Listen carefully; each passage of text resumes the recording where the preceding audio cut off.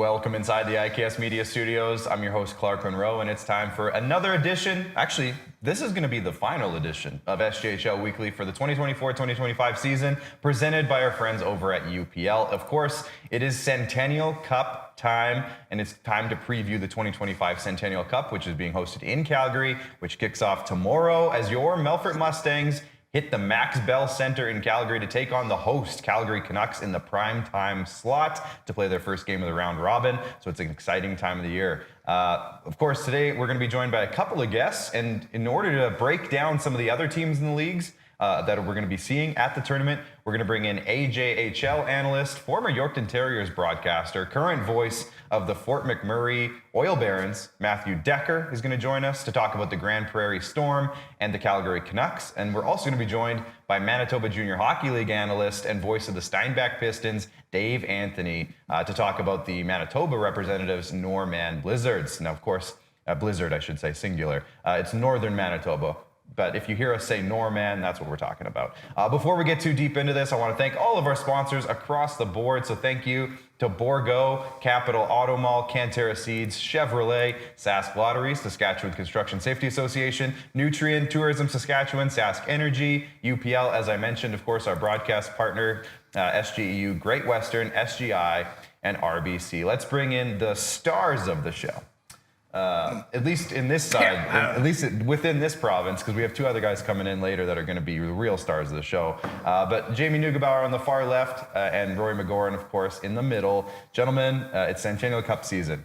It's an exciting time of year. Rory, what can you say about this year's tournament and the Melfort Mustangs? I love the Melfort Mustangs' chances at bringing a national championship home to Saskatchewan. There's a lot of good teams, though. There's 10 teams in the Centennial Cup. It's a grind of a tournament to make sure you get that national championship. Melfort's got a great chance, but obviously it all starts tomorrow, and we'll see how it materializes.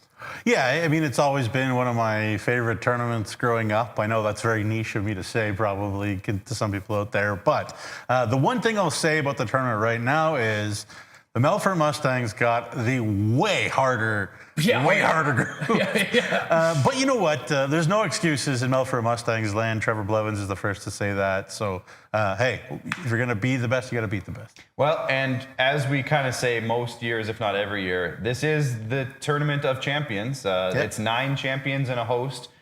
Just so happens that the host this year also was the champion of their league. Technically, the Alberta Junior Representative Grand Prairie is the only team that wasn't a champion. So all the teams here are going to be pretty solid. But speaking of all the teams at this tournament, why don't we have a look now at some of the teams that are going to be representing other leagues from across Canada. And we start with Group A. As you can see, Melfort is in Group B, and we'll get to that one in a sec. Group A in the SIJHL, which is out of Ontario, you have the Cam River Fighting Walleye. The OJHL representative is the Trenton Golden Hawks, again out of Ontario. The Northern Manitoba Blizzard is the Manitoba Junior Hockey League representative. Some might say that was a bit surprising. We'll get into that in a moment. The Grand Prairie Storm is the AJHL representative. As we mentioned, they did not win their league. They finished second, but Calgary beat them. They're the host, therefore they are the Alberta representative. And in the NOJ, which is the Northern Ontario Junior Hockey League, the Greater Sudbury Cubs, not to be confused with the Sudbury Blueberry Bulldogs. Not that team. No. In Group B, we see our beloved Melfort Mustangs from the SJHL, of course. Last year's runner-up, it's a great chance for them to kind of get that revenge that we'll talk about in a moment. The Rockland Nationals are the CCHL representative, another Ontario league. From Quebec, the Braves de Valleyfield. And we'll talk to Jacques Newberry, our Quebec junior hockey expert, later on to get a little bit of a report on the Braves. He's got so many notes. From the Maritimes, the Edmundston Blizzard, not to be confused with the Norman Blizzard, not to be confused with Edmonton. It's Edmundston. Yeah, that's right. Nugsy hates them. Just kidding. I don't hate them. I hate typing Edmundston. Yeah, I should have clarified that. There's nothing wrong with the organization. And then, of course, the Calgary Canucks are the host team. Then they wrap up Group B. So, guys, let's just have a quick look before we dive into the teams and everything. Let's have a look at Melfort's schedule. If you don't mind throwing up the graphic for that, gentlemen. Melfort's schedule, they start tomorrow night, of course, against the Calgary Canucks. And, of course, All the host teams always get the primetime slots whenever they play, so it's going to be at 7:30 Mountain Time there, which is also Saskatchewan time.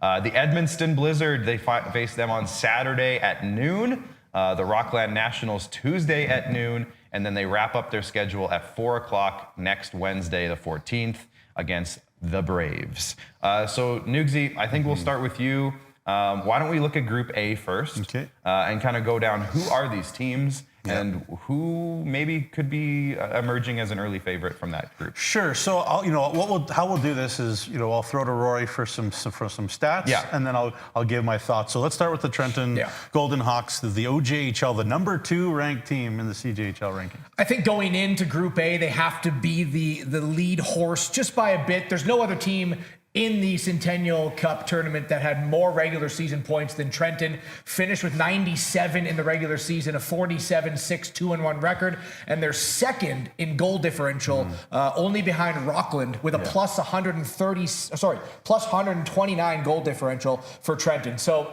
my favorite in Group A, with a lot of teams also that could give a push to them, but they're a really talented team out of the OJ. Yeah, and of course, I worked in the OJHL for a long time, so I'll have familiarity probably with the OJ teams, maybe a bit more even than any other league other than the SJ.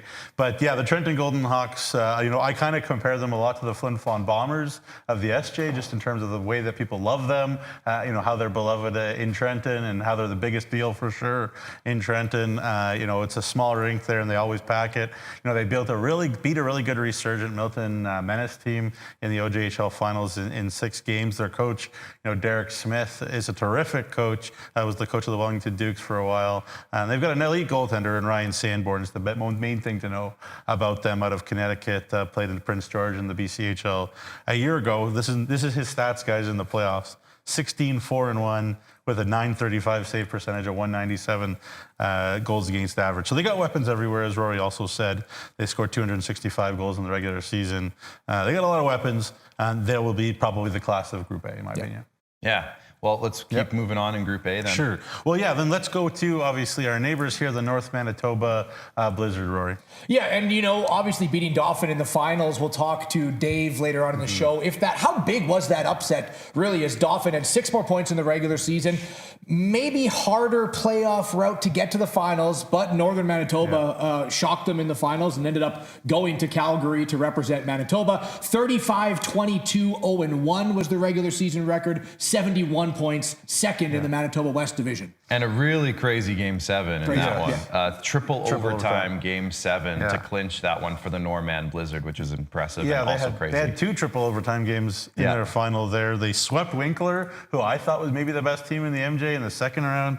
Eric Labrosse, their coach, who did a wonderful job with that team, has done a wonderful job since he took over from Doug Johnson up in the PAW. Obviously, they're not called OCN anymore because they're not on the OCN reserve. Right. But again, doing a wonderful job.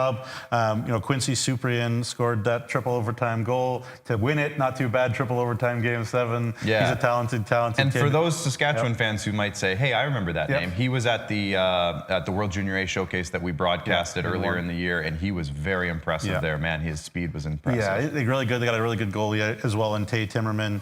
But certainly, I'd say the Cinderella story, maybe out of these 10 teams, the 6th best team record-wise in the Manitoba Junior Hockey League. So pretty interesting. Let's move on then to Grand Prairie, Rory, the AJHL. Remember we talked about the Flin Flon Bombers representing the SJHL a couple of years ago when Estevan hosted. So similar story. Yeah, and don't count out Grand Prairie because they weren't the AJHL league winning team. If you remember that year when Estevan won the league going to the Centennial Cup, Flin Flon actually might have had a better Centennial Cup than the Estevan Bruins did. Obviously, this series did not go 7 games, so Grand Prairie still well rested going in. 30-17-1-6. A lot of shootout losses was that 6 number throughout the regular season. A goal differential of 52, and they scored 209 goals throughout the regular season. They were second in the North Division behind Whitecourt.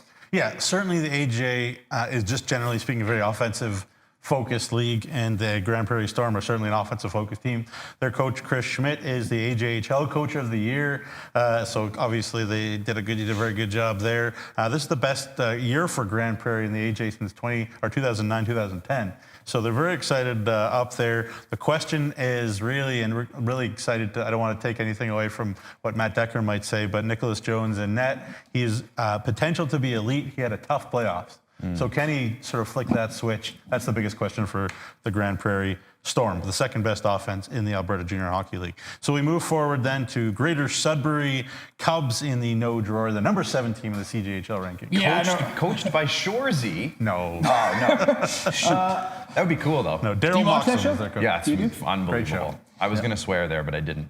Greater Sudbury Cubs, a runaway favorite in the regular season, 10 points clear of Hearst with 90 points, 44-6-1-1. Obviously, a challenge throughout the finals, right? Clawing their way through Game 7, I do believe, in the finals. But Greater Sudbury, the premier team in that league in the regular season, still comes out on top. Goal differential of 138. Yeah, and, for sure. And obviously they were there last year at the Centennial. I'm sure your buddy there and mine, Scott Barney, maybe got a chance to watch them a time or two, being the coach of the Sudbury Wolves of the Ontario Hockey League. But Daryl Moxon is their coach. He was the coach of the year in the Noge, and he's a coach of the year nominee in the CJHL as well. Their superstar is Lucas Signoretti. He's a CJHL MVP nominee as well. 101 points. They beat Hearst in Game 7 as well. One of 2 teams to win their championship in 7 games. But yeah, it's been a wild up and down year for their goaltender, Carson Chartier. Again, a guy who could be really good when he's on, a guy who could struggle when he's not. Again, it should be a real struggle, though, for Greater Sudbury, just based on the pedigree of their roster. Yeah. So yeah, we move on. Finally, to the last team is the Cam River Walleye, again, a familiar foe in this tournament, the SJHL. The Fish. Okay, so we mentioned in the MJHL that Northern Manitoba Blizzard, wasn't first in their league, still made it through. The SIJHL is the only other league, obviously Alberta has 2 representatives, but the only other league where the regular season champion is not their representative, and that's why Cam River Fighting Walleye with 73 points in the regular season, 4 points behind Dryden, 36-13, 1-0 record, able to get past Dryden, get over them, and then get into the Centennial Cup in Calgary. Yeah, and again, have experience at championships. Ashton Sadowskis had a monster playoffs in net for them. 12-1-1 was his record in net, a 177 goals against, a 935 save percentage, and 2 shutouts for the BC boy. They have 2 guys who have a lot of points. Jet Mintenko, who had the winner in overtime to win the final, to beat Dryden in the finals to win the championship. And a very familiar name, of course, to SJHL fans, Daxton Lang is their captain. He led the AJHL in points out of White City, Saskatchewan. Dazza Mitchell's good friend as well. Spent time with Larange in 21-22. But they've been here before, so they'll know how to try to play the spoiler, how to be tough to play against. The Cam River Walleye have done a great job in the SI the last while and being probably their best franchise. So, again, not a big surprise to see them here. Breaking down all those 5 teams, like you said it before, but you're pretty handily giving Trenton the favorite in that group. Is there a second shocker that Grand Prairie is a close one? They're in their own, own province. Yes. And they're going to have a lot to prove, just like Flin Flon did in 21-22. So, especially after getting swept in the finals, they're in the AJ. Nobody likes to be swept in the finals. So, Grand Prairie is going to come up with a lot of pride. Right. And of course, again, all 5 teams, except for technically Grand Prairie, are champions. Grand Prairie's champion quality. So the round robin is going to say a lot in the Group A. It's going to be really a fun group to watch to see who kind of emerges from that group and how handily or how close that group ends up being. Let's have a look at Group B. We'll end with the Mustangs, guys. So if we can start with the other teams, we'll end off with Melfort. As you can see, it's Melfort, Rockland, the Braves from the Quebec League, Edmundston, and Calgary. Nugsy, who do you want to start with? Well, let's start with the number 1 ranked team in the CJHL rankings. I know we have our thoughts about the CJHL rankings actually mean, but if you're number 1, you're number 1, and that's the Edmundston Blizzard of the Maritime Hockey League, the best attended team by average in the CJHL, by the way, at 22,376 fans per game to watch the Blizzard. Yeah, which is impressive that they have that type of backing, and obviously they gave them a show to watch each and every night. Can you say that number again? 2,376. I don't know why I heard 22,000, and I was like, what arena are they playing playing a in? football stadium? Hey, that's impressive. I don't know why I heard 20. For junior A, that's really impressive. 2,000, that's a great number.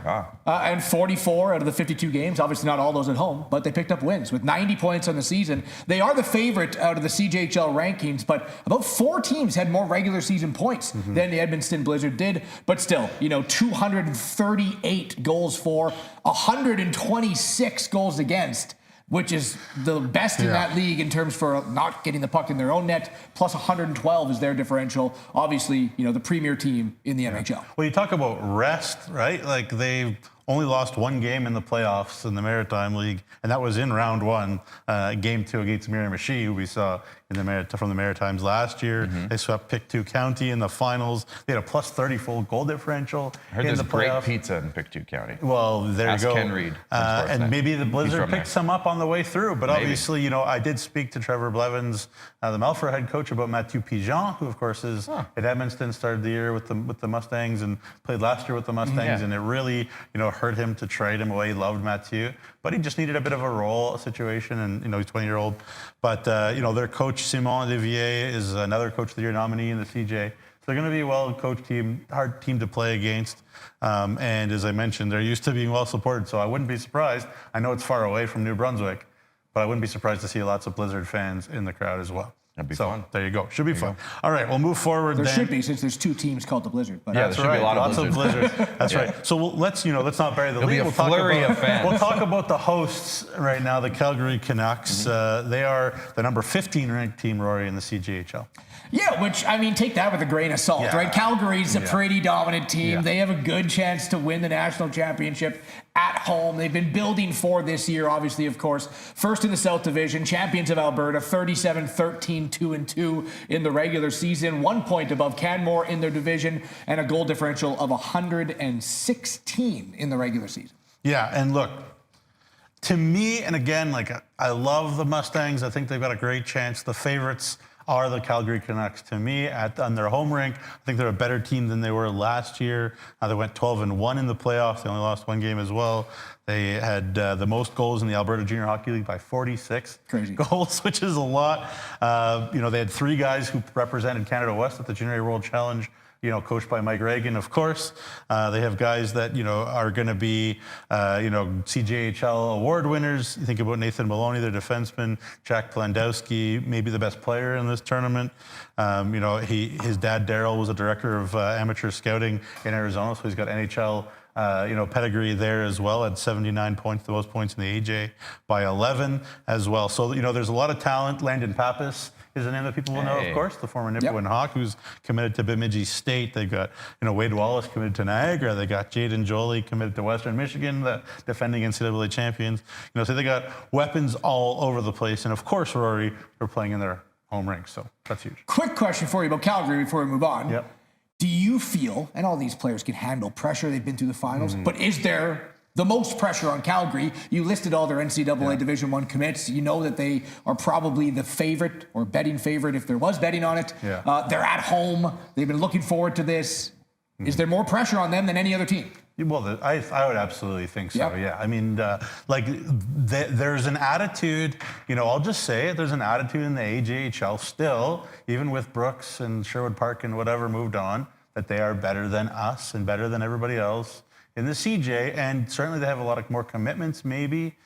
And so, they got to win to prove that a little bit. They lost in the semis to Melfort last year. It was a great game, 2-1, tight game. And they're probably a better team this year. So the pressure, the expectation, certainly on the Calgary Canucks to put it away at home. All right, now let's move on to the Rockland Nationals. You wonder, again, the CCHL, that's in the Ottawa kind of region. Rory, the number 3 team in the CJHL ranking. Yeah, again, another dominant team. If you're not really familiar with other leagues, but you dial in on the SJHL, just think that the Melfort Mustangs of the CCHL, right? 45-8-1-1. No team really close to them. The second place team had 76 points. Rockland had 92 points. So they were the runaway favorite of this league. Goal differential of 112, thanks to their 250 goals for, and again, a league best 138 goals against. So there is a narrative we're seeing with a lot of these teams.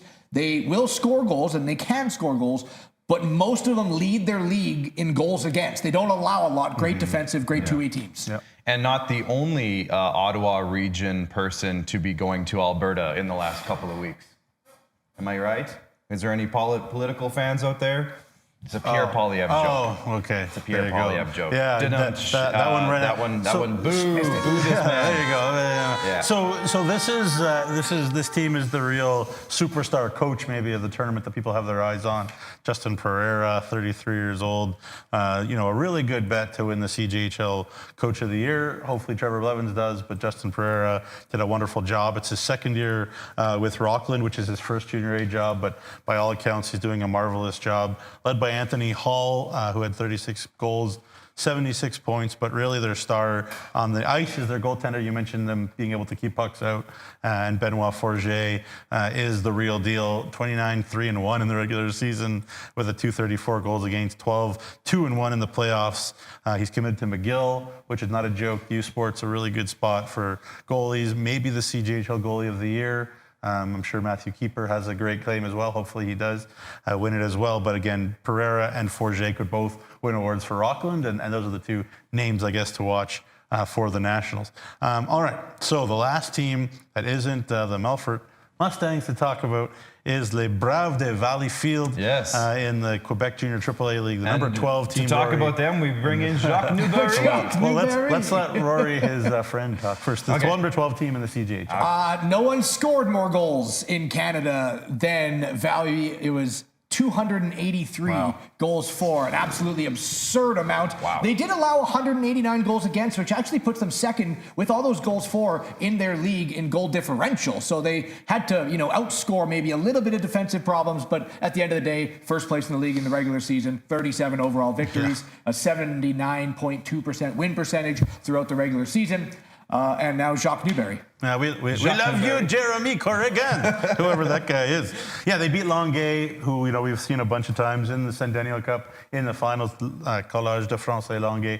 So big year for the Valleyfield. I haven't really seen them in the Centennial, personally. Their superstar James Swan scored 58 goals. Yeah, that'll help. It's not bad. In 220 plus games in the QMJHL with Halifax and Charlottetown. He and Nathan Levesque, his buddy there, both had 89 points. The third leading scorer on their team, Samuel Frechette, had 56 points. So those two are really. So he had more goals than one of his teammates had his third scoring team had points. So James Swan, you got to lock him down. Maybe circle the name. He's the Forward of the Year nominee in the CJHL. He has a great chance of winning it, you would think. Their coach, Bruce Richardson, is a wonderful coach as well, Junior A coach, a longtime QMJHL coach in Blainville and Victoriaville. He coached at the U18s, and he was the head coach of Canada East in the Junior A World Challenge. So he was the Mike Reagan's counterpart there for Canada East at the Junior A World Challenge, and again, a really experienced coach, in the junior hockey level. So, it's a tough group, boys. Melfort's got their job cut out for them. Can we bring up Jeremy's comment one more time? Just because I want to toot our own horns for a sec, but I also want to ask Jeremy an important question. Jeremy, what if it was a gorilla that said it? Would you? And also, what does "or hair-wise" mean? Right. Good point. Very good point, Newsy. We're picking apart his comment. That was very nice to us. Nice comment, guys. We love you. Nice to us. We love you. Okay, let's talk about the Melfort Mustangs, guys. Who? Yeah. Which team? Let's look at this year's Melfort Mustangs playoff-wise. Let's look at their numbers on the ice. As we can see, some really big performances from some big names on the Melfort Mustangs. So if we can bring up their stats, guys, in the back, there it is. As you can see, Zach Summers went off, led the team in goals this playoffs. 14 games, he played all the games, which was a very important thing for him. We talked to multiple guys on the Mustangs about how important it was for him to be a part of the team for every game, because as we know, last year he missed a bunch of time. Riley Kotai, obviously another big playoff run, 17 points as well. Logan Belton, we know he's performed at the Centennial Cup before, and we'll look at that in a sec. He performed a big time, a lot of big goals for Melfort, especially later on as their run continued. Zayden Saddlemeyer had a big role. Will Monroe was big. Nicholas Andrusiak had a great playoff run on the blue line. Ashton Paul, of course, is going to play a big role, I believe, in this tournament. Ashton Hutchinson played well. Ty Thornton was the playoff MVP, and Danton Cox, who also has Centennial Cup experience from last year as well, putting up some numbers. If we can look at last year's Centennial Cup team, really quickly, guys. Here's what happened last year for this Melfort Mustangs team. As we can see, Aiden Hutchinson, not Ashton, Aiden led the way. But as you can see, Logan Belton right there with 5 points. And if you look down a little bit lower, Danton Cox right there, who was listed as a defenseman last year. He'll be playing forward this year. He had 3 points, I guess, as a defenseman. Ty Thornton was there, who he was injured for most of the playoffs last year, got in late, had a nice tournament at the Centennial Cup, so that experience is going to be huge, guys. But the name that I think fans who maybe are tuning in from other leagues right now that are saying, who should we really watch? Let's talk about Christian Coombs and look at Christian Coombs, his excellence during the regular season, and then look at his numbers in the playoffs. Even better, if we can bring that up. Look at this. A 2.01 goals against in the regular season, a 926 save percentage in the regular season, and 4 shutouts. Look at his playoff numbers. A 133, a 942, and he had just as many shutouts in the playoffs as he did in the regular season, guys. So lots to look forward to for this Melfort Mustangs squad. Well, and also I know Christian Coombs was part of that team last year, and also did play in Oakville at the Centennial Cup, right? He beat the Oakville Blades in the last game. That didn't mean anything because Melfort had already, moved on. But he has that experience. He's been there. He knows what the rhythm feels like. It's also huge to have a guy with that experience. Right. Rory, what do you think the biggest strength for this Melfort team is going into the Centennial I think Cup? it's their structure and their stubbornness, the way they play as a team, the way they neutralize basically any team that I've seen go up against them. All their major threats are taken away immediately. You got to score at them with depth. You got to try to get under their skin. You got to try to weaken their defense by continually putting the puck there and continually trying to hit them along the back wall. But those defense are big. They're mean. They're great puck-moving blue liners that just so calm and get the puck out. So it's structure, it's knowledge, it's coaching, it's stubbornness, and all of that will pose really well for Melfort. Yeah, and honestly, I mentioned a bunch of superstars. I didn't even mention Landon DuPont's big brother Nolan on the Calgary Canucks. Oh, cool. Didn't mention Bowden Singleton, who may be the best player in the AJHL, committed to Tennessee State. But I see them as similar to Weyburn. They love transition, get out and speed. And, that question was before the finals was, how does Melfort slow them down? Well, Melfort did a wonderful job of that. Yeah, they did. So I don't think Melfort's going into any game being intimidated or worried, just because, as you said, Rory, they got that structure, they got those 6 veteran D, and they should be ready to go. And they're healthy. Yeah. Unlike last year. I don't think last year they were, right? Those are grueling series. Yeah. So they're healthy. And Danton Cox did play forward, and a big reason why he played forward is because of all that health issue. Yeah, exactly. And this year he'll play a big role. I know he's on that third line. They're such an important line for that Melfort Mustangs team. But like you said, he can move up and down. He has the experience to do so. Guys, I think we're gonna take a break, and when we come back from the break, we're gonna dive into the Alberta Junior Hockey League as well as the Manitoba Junior Hockey League a little bit deeper, and just kind of get some more perspective on those teams from Dave Anthony, who's the voice of the Steinbach Pistons in Manitoba, and Matthew Dekker, who's the voice of the Fort McMurray Oil Barons. When we come back for the third segment later in the show, we have I'm going to say it's an extended Nugs and Notes. There's a lot. Because there's a lot of stuff to dive into. We'll talk about the Mustangs a little bit more as we enter tomorrow's first game day of the tournament. So we'll talk about the Mustangs and day one a little bit more in the third break. But when we come back from break, our 2 video chat guests from the Manitoba League and the Alberta League. Stick around. Your new truck trade-up has arrived at Capital GMC. Volume pricing is back. As inventory levels go up, prices come way down. And right now, we have over 250 brand new GMC Sierras to choose from. Lease a Crew Cab 4x4 Pro Edition for only $269 bi-weekly plus tax with $0 down. Or work with our finance experts to get the best available rates. Plus, GM certified pre-owned inventory is back too. Shop over 150 vehicles, all makes, all models. It's finally time for your new truck trade-up, only at Capital GMC. Each year, the SCSA issues over 10,000 training certificates to the construction professionals who build our province. That's the population of Martinsville. Learn more at scsaonline.ca.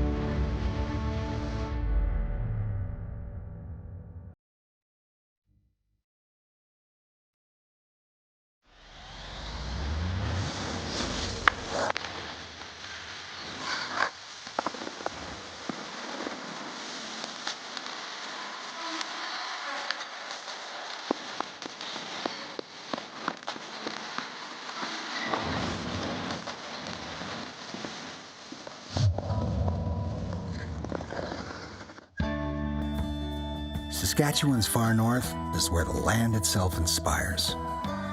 It's the beauty and power of wilderness, the solitude of a place far removed from what you might know. When this landscape surrounds you, it's like nothing else. Come and let it awaken you, energize you. Come and create your story in our Northern Lights and Waterways. Saskatchewan. In a year where Amazon sold its first book, Alanis topped the charts, and the Frappuccino became cool, we were there. Trusted by the Saskatchewan construction industry since 1995. Learn more at scsaonline.ca. As a student, things can pile up fast. Ouch. But the RBC Student Banking Bundle makes back to school easier with up to $275 in value. That's a whole pile of takeout. Introducing SaskTel Student Saving Tips. Tip number 138. You could build your own pallet furniture. So you're living on your own. You gotta save money by building furniture with pallets.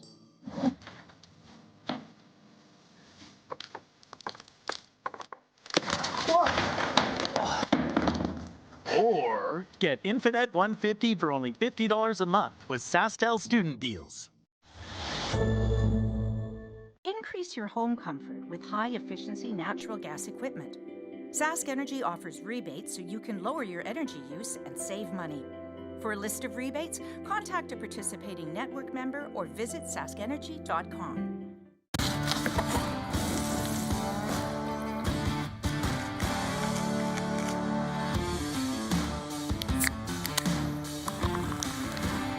Original 16.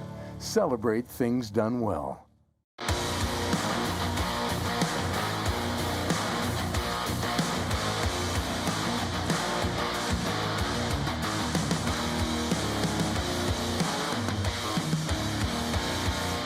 All right, welcome back inside the IKS Media Studios. We're just reacting to some hockey news that just came out, which is really interesting. It has nothing to do with us, though, so we're not going to talk about it here. We are now going to be joined on the video chat line by the voice of the Steinbach Pistons, Dave Anthony. Dave, thanks so much for joining us today. Appreciate your time. Welcome to the show. Hey, thanks. First time calling in, long time listener, so pretty excited. Awesome. Well, appreciate that. Dave, we have a lot to talk about, obviously, about the Norman Blizzard. But the first question that we asked a little bit earlier on in the show is, are you surprised that this is the team that we're talking about here today? Yeah, a little bit. Yeah. I mean, when you look at some of the powerhouses in the MJHL going into the playoffs, I think anybody would have thought defending champion Winkler Flyers. They would have thought Steinbach. They would have thought Portage, Dauphin. But the Blizzard were kind of on that second tier. And then the playoffs started. They really hit their stride at the right time. They give up that first game at home and everybody starts going, oh, are they for real? And then they just started to rattle it off. And, you know, a lot of the key factors, which we were talking about Melfort earlier, are also in the Blizzard. They work hard. They're simple. They outwork teams. They just kind of go, and they have entire buy-in. And that really helped them get through. And for other teams that maybe had a bit of a mental dip, the Blizzard never did. And they were able to kind of overwhelm teams just by never feeling overwhelmed themselves. The Flyers cracked and they could never seem to just get over the hump. And then the Dauphin Kings, I mean, they came back in those games 5 and 6, made a series out of it, triple overtime in game 7. I wish I would have broadcasted it, but kind of glad I didn't. You know what I mean? Yeah. That would have been a tough one. But they outlasted. And, you know, for a team that got to the second round last year, they were in 2 game 7s last year. Getting over the hump this year was huge. It wasn't expected, but it was definitely deserved. Yeah, for sure. Yeah, Dave, thank you so much, especially sort of short notice. Really appreciate your time. You know, I want to talk about Eric Labrosse just a little bit. Obviously came in and took over from a guy who we're very familiar with, and Doug Johnson up there in the PA. And seems like it's just gone, you know, for him, you know, the last couple of years. Talk to us about Eric. You know, the thing about him, he's a great guy off the ice as well. He came into a tough situation. You know, it's not easy, you know, being up there. Their arena situation was kind of in flux. The community ownership group was kind of in flux, but they got that settled. They've locked in Eric long-term. They've locked in his staff as well, which he would be the first one to say couldn't do anything without the staff beside him. And he's just really got the guys to buy in. He had a number of guys carry over from last year. And like we said, they went on a bit of a kind of a magical run last year, but then they added some more Eric Labrosse type players this year and guys that were kind of under the radar. You wouldn't necessarily, have their names jumping off the page, but he knew what kind of character they had and he knew what kind of character group that they wanted. And he's ended up, finding that with the Blizzard. And he's a fantastic X's and O's coach. He's a fantastic motivator, and he's the kind of guy you want to play for. So I know he was Coach of the Year last year. He could be nominated for CJHL Coach of the Year this year. He did such a great job, and he is really the reason. And the community's invested in him, and in turn, he's invested into the community. And it's just a beautiful partnership that I guess the MJHL is going to have to deal with for a number of years as long as he's here, because his teams aren't going to be going anywhere anytime soon. Well, speaking of his teams, obviously they're going into Calgary with, a plethora of mojo, being the 6th-ranked regular season team, fighting through the top-ranked team, and then getting through the finals. But the team itself, for people that don't really know Northern Manitoba Blizzard, who are their dogs? Who are some guys that opposition coaches need to circle and need to key in on in order to neutralize them? Well, the top of the list has got to be Quincy Suprian. He is a dynamite skater. He's an incredible puck handler, and he's got rubber bones. I mean, I've seen that guy get crunched along the boards because he's going to have the puck a lot. Guys are going to take runs at him. He gets right back up, and he keeps on going. He scored the big triple overtime winner. He scored the Game 4 winner shorthanded to knock out the Winkler Flyers. The guy is becoming a prime-time goal scorer. Then they got some other guys sprinkled in as well. Marlon Edwards, incredible shooter, incredible hard-working young man. He was part of the World Junior A Challenge that he was a big representation there for the Blizzard. They got a guy, Miguel Bouvier, fantastic. But the guy in between the pipes, Tate Timmerman, I think we can all agree that you'll go as far as great goaltending will take you. And Timmerman has been unbelievable throughout the playoff run. He's a big goalie. He moves well. Interesting, he's got black pads, so it's kind of deceptive when the puck ends up around him. Sometimes it seems like guys almost don't know where it is. They kind of get lost and they're digging and they're whacking away when the thing's not even there. He's a big goaltender. He moves really well. And other than that, it's just a bunch of hardworking, very annoying, detailed Blizzard players that have chipped in throughout the way. They've got so many guys that have scored goals throughout their playoff run, and that's what you need to win. So while you can circle maybe 1, 2, or 3 names at the top, it's the rest of the lineup that's going to just kind of chip in and kill you when you least expect it. How are the black pads for the broadcaster? Well, yeah, that's one of many issues the broadcasters have. I'll tell you. Yeah, you know what? Watching the SJMJ showcase, Clark and I obviously called the Waterman showcase.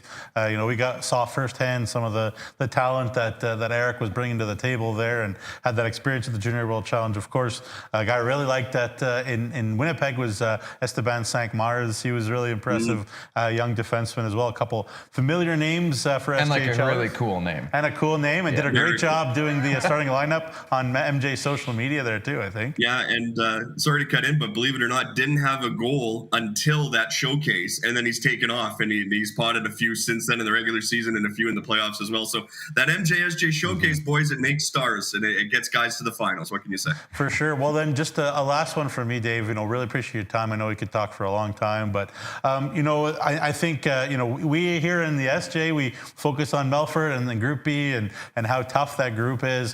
Where do you kind of see, North I was about to say OCN, North Manitoba kind of in that group with Trenton and Grand Prairie? But similar, I view it similar to how they went into the Manitoba Junior Hockey League playoffs, where maybe they're not getting the looks that they deserve, or when the tournament is all said and done, at least the round robin side, you see them at the top going, well, how did they get there? Well, it's just through hard work and determination and being detailed. And I think we can all agree, we've been around enough Centennial Cup teams to know that coaching is a really big factor. It comes really into play here. So it's about keeping it simple as well for the players. Know what makes your group successful, and the Blizzard know that very, very well. That's how they got through, really tough teams in Neepawa, Winkler, and Dauphin. But it's not about over-preparing either. I know you're going to be intimidated by a Melfort who, probably right there with Calgary have got to feel like they're the favorites. But you just got to keep it simple. You just identify, the simple things, the 5-on-5 entries into the zone, the 5-on-5 breakouts.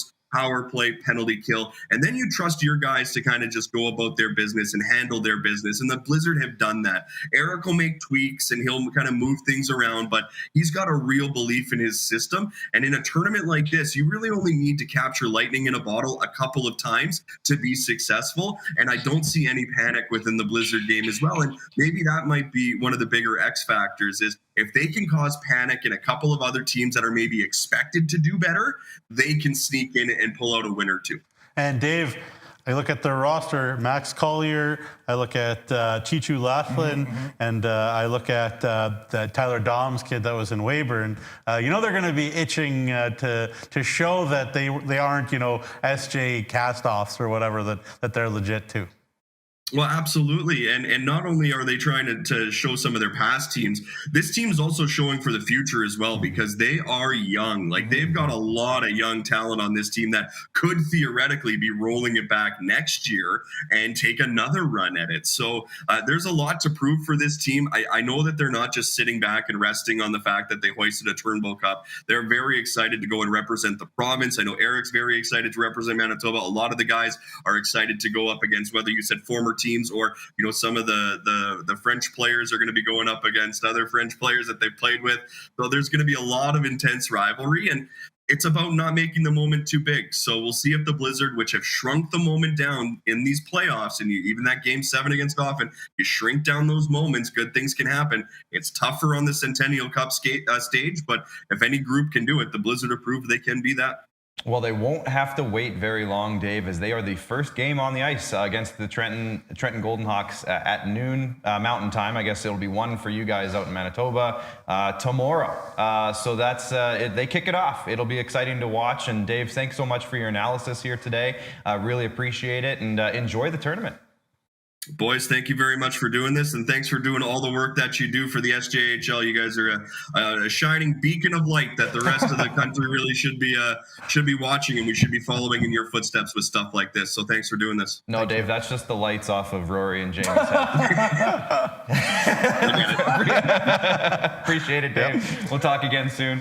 Anyways, thank you. That was Dave. Of course, Dave Anthony, a very, very great guy out in the Manitoba League. Anytime you see anything MJHL, Dave's usually involved in it some way or another. But speaking of guys who are involved in leagues, we got to go across the province to the other side of us, and we'll go to Alberta now, because I believe we have... no break. No, we're not going to a break. I don't know. We don't need no break. No rest for the wicked. No, job not finished. Job not finished. And this guy, I'm going to call him a Yorkton Terrier alum. We're going to head out to Fort McMurray now, as we're joined by Matthew Dekker, who's rocking the mob hat. Matthew, welcome to the show. Appreciate you joining us today. Oh, thanks for having me on here. I mean, I look at my time in Saskatchewan as where everything started for myself very fondly there. Huge shout out to the guys who gave me an opportunity. It's former President Corbin Neufeld's birthday today, so happy birthday to him if he's tuned in. But no, great to be on board and talking with you guys. Okay, well, let's dive right in, Matthew, because I know you're the voice of the Oil Barons, but we're going to talk about a couple other teams today, and I know you'll be well-versed in this. But let's start with the hosts. Let's start with the Calgary Canucks. They seem to be one of the teams that we kind of discussed a little earlier might be considered a favorite to win this entire thing. They are the favorite. Yeah, so can you talk to me just about the strength of this team and who to look out for the Calgary Canucks? Well, simply put, this is a deep team. They are the favorites, and not just because they're the hosts. It's just who they have. Jack Plandowski, he led the league in points and did so without taking a single penalty this year. Their best player is Bowden Singleton, who's probably also their most motivated player. Keep in mind, he missed most of the playoffs last year and the entire Centennial Cup, and he wants to make an input on the tournament this year. Nolan DuPont, Landy DuPont's older brother, had a terrific rookie year. This is a team that only made one adjustment at the deadline, and that was adding Jaden Jolly, who was well over a point a game. This is a deep team offensively. This is a deep team defensively, and they've got a sneaky good goaltender as well. Yeah, and you said it there. You can kind of list a huge amount of players, but Rory asked me earlier in the show, what's the pressure like? Because I think, when everything went down in the AJ last year, with Brooks and Sherwood Park and Spruce Grove and Okotoks and Blackfalds saying sayonara, the pressure, I guess, fell on Calgary to be the standard bearers for the AJ, and they came up short there in Oakville. So what's that pressure like on this group of Canucks to really cash in those chips and prove that this is, the AJ is still as good of a junior A league as it is? Well, first off, there's always pressure when you're the host team. Everybody in Calgary wants to see this team do well, especially since currently they are the last hockey team in Calgary still playing. So there's always going to be pressure there, but there's a bit of a sour taste in their mouth with how last year ended. They were missing a couple of key pieces in that semifinal game against Melfort. Guess what? They have a chance to right that wrong. First game of the tournament against the Mustangs, and there's a good chance these two teams could play each other twice at this tournament. So there's going to be pressure. The one thing I will say, Brad Moran, former Calgary Hitman great, is going to have this team dialed in. They are going to be ready. They're going to have so many different weapons that they're going to take against the opposition. There might be pressure, but it's not going to be from within the organization. It's just what us as broadcasters and analysts are going to be putting on that team. Yeah, so obviously the list of players and talent that Calgary has gives them the edge in to be the favorite. They're the host team. They won the Alberta Junior Hockey League Championship. They're going to play Melfort in the first round, in the first game, of their schedule. We know what Melfort does so successful to neutralize Calgary. What can Calgary try to do to get away from, or what does Calgary do best that Melfort's going to have to be worried about to try and, knock off the host team in the first game of the round robin? Well, I'll say this. For the Mustangs, they have not yet played a team as deep as the Canucks. You take away Singleton, you've got Plandowski. You take away Plandowski, you got DuPont. Take away him, you got Fetchner, you got Nathan Maloney.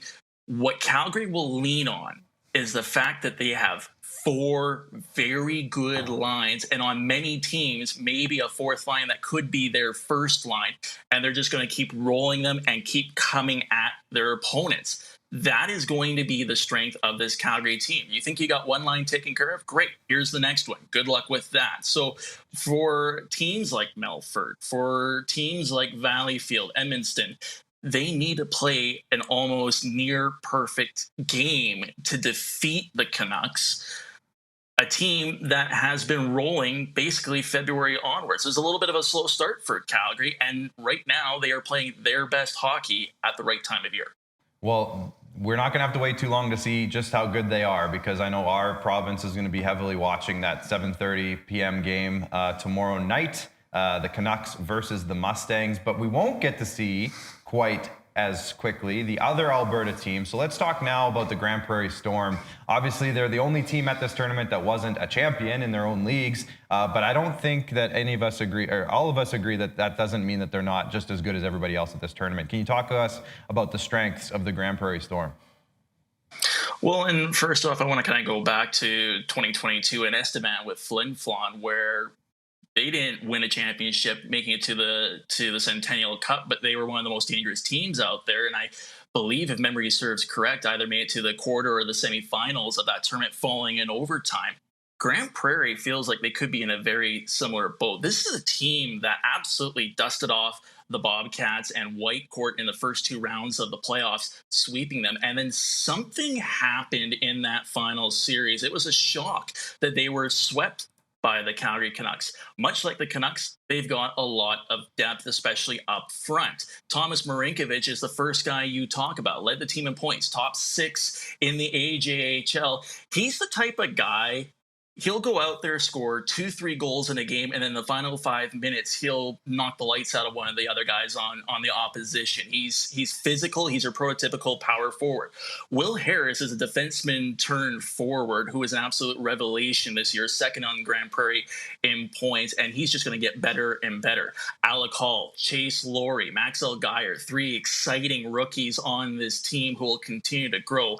But the biggest thing for Grand Prairie was getting Colin Doherty from the BCHL. He joined right around the February 10th deadline, and he was well over a point a game. A player who is very familiar with the Storm, having spent his rookie season with them last year, and he did not miss a beat when he came over. So this is another team.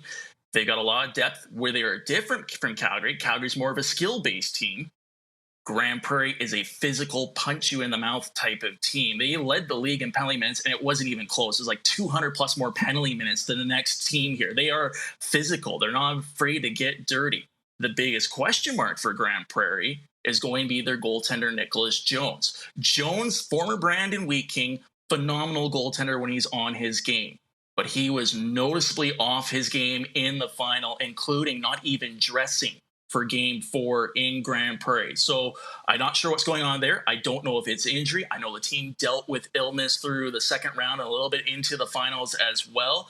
But what happens with Nicholas Jones will determine how well Grand Prairie does in this tournament. Well, you know, that was a great rundown there, Deck. Appreciate that. And I should mention, go to Deck's social media, and he kind of broke down each team the way he saw it at the Centennial. So that was great for you, Deck, and I appreciate that as well. But my only question then is, I asked Dave Anthony from the MJ there about their coach, Eric Labrosse, in the Norman coach. Chris Schmidt is an AJHL Coach of the Year. He is a CJHL Coach of the Year nominee, might win the CJHL Coach of the Year. Could very well be the case. What does he kind of bring to the table from the coaching side?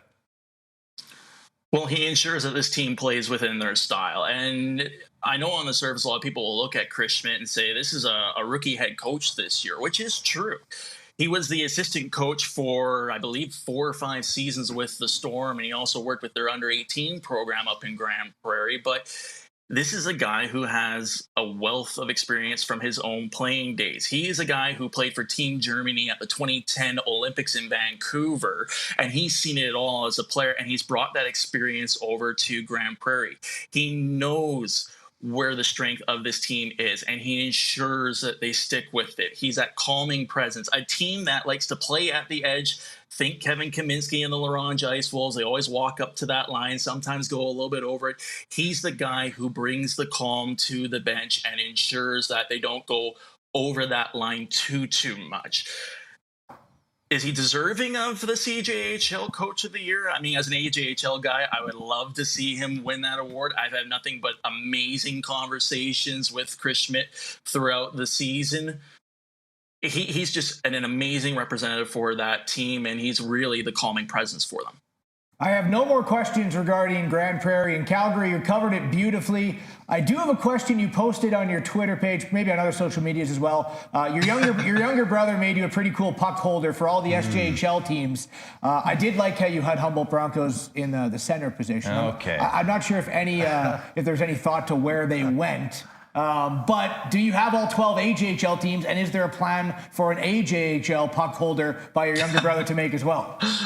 It's funny you should say that. I have almost all the AJHL teams, plus a number of the teams who were with the league before they left for the BCHL last year. Mm-hmm. There is something in the works on that. I'm excited to see what he comes up with, but I got to give John a huge shout out. That was an amazing job by him. And let's face it, Rory, the only reason Humboldt's in the middle there is geographics. It's just like Saskatchewan. Okay, well, that's fair. I was wondering if there's any thought towards it. Don't overthink it, Rory. Do the other teams that left, do they get in the puck placeholder for the AJHL, or do they gotta find their own spot?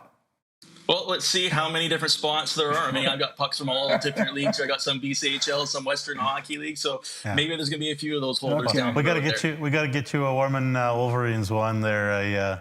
It's nice to see the All Hounds there still on the board. So there you go. Yeah, well, they'll always be there since I've called games at the dunk there. So I will, and those pucks aren't going anywhere out that board. I had to take a hammer to get them in there. So it's a great little piece. Last one for you here before we let you go, Matthew. Just give us a quick rundown of the facility that this whole tournament's going to be at. You've been, I'm assuming you've been there a couple times at least. Can you tell us about the Max Bell Center and what to expect from people who might be going from our province or people who might be tuning in online? a couple times, more than a couple times. I mean, I grew up just outside of Calgary and in Airdrie there, so I know Max Bell quite well. And this is a facility, they are used to hosting major events. They've hosted the AJHL Showcase the last 2 seasons. Over the last, 60 years, they've hosted the Circle K Classic, the former Max tournament, which is world renowned. It's an open building. It's got tons of space, tons of seating. Fans will enjoy the building there. It is world class for Junior A. And I know the Canucks and Lyle Peterman, they are going to do a phenomenal job with this event. If it's anything like the showcases from the last year, they are more than ready to welcome the entire CJHL. Well, perfect. Matthew, thank you for the rundown and the breakdown of both teams. Appreciate it. I hope you get a chance to get there possibly for the tournament. And if you do, if you don't, enjoy it online, just like the rest of us probably will be. And we'll talk to you again down the road. Thanks for joining us. Well, thank you for having on here. I do miss seeing some of you guys around the rinks. Maybe one of these days we'll get back together again. Absolutely. Perfect. Appreciate that. There he is, Matthew Dekker. Again, Yorkton Terrier alumni. Yes, he is. We're going to take a break, and when we come back, we have an extended version of Nukes and Notes on the way with a ton. Actually, this might be the biggest Nukes and Notes of the season. A lot to talk about. So let's take a break, and we'll see you afterwards. The Chevrolet Silverado 1500. Advanced power and capability to tackle the long hauls. Style to make a statement on the streets. Visit ChevroletOffers.ca to learn more. Each year, the SCSA issues over 10,000 training certificates to the construction professionals who build our province. That is the same population as Weyburn. Learn more at scsaonline.ca.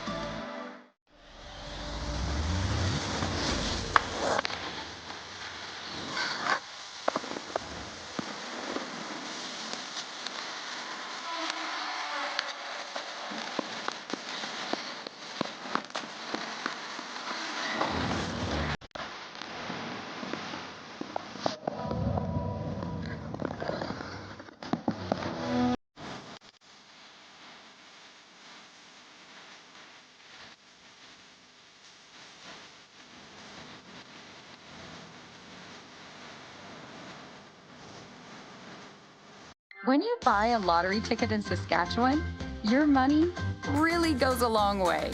More than 12,000 sport, culture, and recreation groups receive funding from Sask Lotteries every year.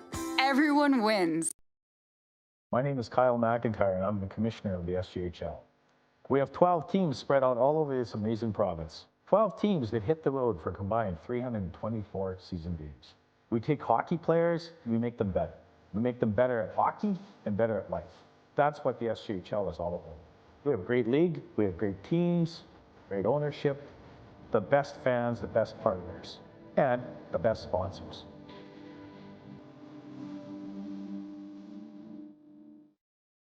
Sask Energy Network members are the best choice for natural gas solutions for your home or business.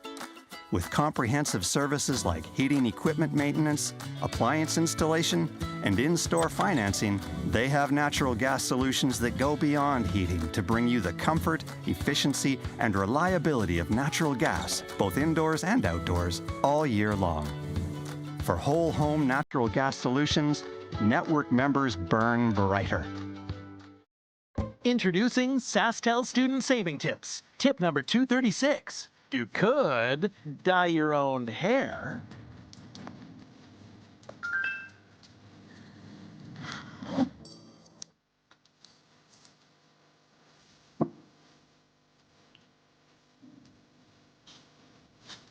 Or you could save up to $20 a month on a new wireless plan with SaskTel Student Deals. Enjoying what's around you. That's what it's all about. Farm to table, in season, locally foraged, look out the window and that's exactly what you'll see on your plate. It's the kind of experience that you'll compare everything else to for years to come. And it's so close, you can almost taste it. Indulge in our unlimited lakes and parkland. Saskatchewan.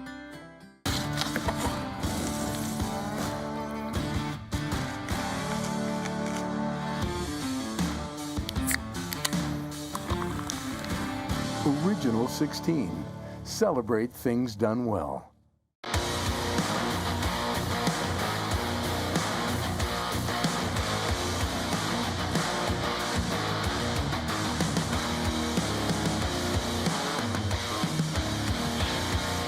All right, welcome back inside. We have an extended edition today of Nugs and Notes, and we're going to get right to it. It's Nugs and Notes. The final Nugs and Notes of 2024-2025, and it's the biggest one yet. So Nugsy, take it away. Little Nugsy's on vacation. Well, yeah, that little guy works really hard, so I think he probably deserves it. Yeah. Rory told me to be quick, so because he told me what to do, I'm going to be really, really slow and take a long time. We have 48 items to talk about. All right, let's go. We got 4 commitments. I fired them off to Curtis to put them all on the website. Cypress Smith-Davis, my boy, and yours, of course, to Trinity Western. Hudson Cameron of the Laurent Ice Wolves to Fredonia State.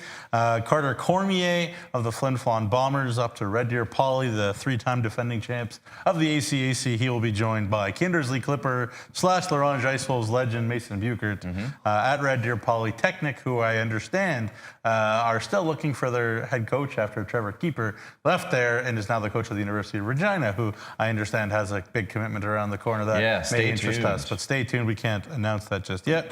Lots of coaching news then, fellas.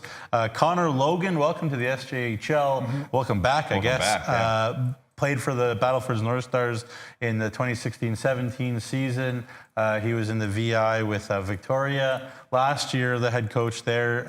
So congratulations to Battlefords for having your new head coach to replace Marty Smith. And then 3 extensions. Mike Reagan, a Flin Flon 2-year extension. Doug Johnson to Melville there, a 3-year extension. And Drew Kosher had the interim tag removed from him in Estevan. Fellas, between Reagan, Dougie Johnson, and Drew Kosher, which one sticks out the most to you? I mean, they're all the right hire. Yeah. Right. I think, in my opinion, Doug Johnson, of course, worst to first in his first year with Melville, a division title already, 2 playoff appearances, 63-45, 2-2 record in 2 years. Mike Reagan, you always hear rumblings a bit throughout the season. End of this, he has offers for everywhere in the world, which I don't doubt because of the incredible coach that he is. But obviously the championship still looms there in Flin Flon, and I'm not surprised to see him back to go run it another 2 years. And then Drew Kosher, great job taking over for Jason Tatarnik when he was let go, and now he gets a interim tag removed and a full run at the Estevan Bruins. So not surprised. No one stands out. I think they're all the right moves. Yeah, and just a quick fun note for Connor Logan of the Battlefords North Stars. He played with Owen Lamb, who was the assistant coach back in 2016-17. Just thought that was neat. Yeah, I mean, nothing more to say about Doug Johnson or Mike Reagan. One thing about Drew Kosher, I just think, like you said, not enough can be said about the turnaround we saw in Estevan after he took over. I feel like he did make a difference there, and I'll just be really curious to see, whenever a young coach gets into a situation like that, just kind of what kind of stamp they put on the team. So I'll be curious to see his impact on the team, and I congrats to Drew to get the interim tag removed. Yeah, and he gets training camp now to do what he thinks and to make some moves. Yeah. So it'll be interesting to see. And we have a graphic about the viership of SJHL Weekly. This is really a thanks to everybody. Flow Hockey and SJHL Insider. A lot of viewing. A lot of watching. Thank you so much. And of course, Rory and I, and Clark as well, did it at times. Call games on Flow Hockey as well. So we all appreciate you all tuning in. So thank you to the viewer more than anything for tuning in. And really, I think Clark and Rory overblew how long this Nugs and Notes had to be. And so we will end it there. You were the one that told us it was super long. So just to reiterate, 11.2 million minutes on Flow Hockey this season. So super cool number. I think that's super cool. Guys, just really quick final thoughts on Game 1. Melfort Mustangs versus the Calgary Canucks. Final thoughts. I mean, I'm just always happy to be able to do the show with you guys. So it's the final show. I wish the best to the Melfort Mustangs. They're going up against the host, the favorites. So best of luck to Melfort. Congratulations on an SJHL championship. Thank you to everyone who watches this show, because that's, super important to us. Yes. And it's our pleasure to be able to do it. Yeah, and go Jets. Game 1 tonight. Go Leafs. What a game 7. Leafs. I was going to wear looking for a 2-0 series lead. I was really close to wearing my Leafs jersey on the show, but I did not do that. The Calgary Canucks are a very good team, but Trevor Blevins and Ty Sugar, I know they've been digging deep. They're going to respect them, but they're not going to feel like they're big favorites. They feel like Melfort They have slowed down teams that are supposedly electric, offensive, and fast. And I know Matt Dekker out there said they haven't faced a team like Calgary, which may be true, but the Melfort Mustangs don't care who they're facing. Yeah. They play their way. Trevor Blevins gets them to play their way. They've got that group on the back end. We understand Ashton Hutchinson is back, and he'll be fine as well, which is good. They'll have other 6 veteran D back there, lots of them with Centennial Cup experience. 15 guys have Centennial Cup experience that are on this roster. So they got a lot of experience. So you know what? It'll be a great one. It'll be very, very tough, but it'll be very interesting as well. But as Rory said, love working with you boys. Clark and I will be continuing to hammer it out on socials, sjhl.ca. I think we'll have a couple more insiders maybe, but also the draft coming up. Yeah, June 10th is going to be the SJHL draft show.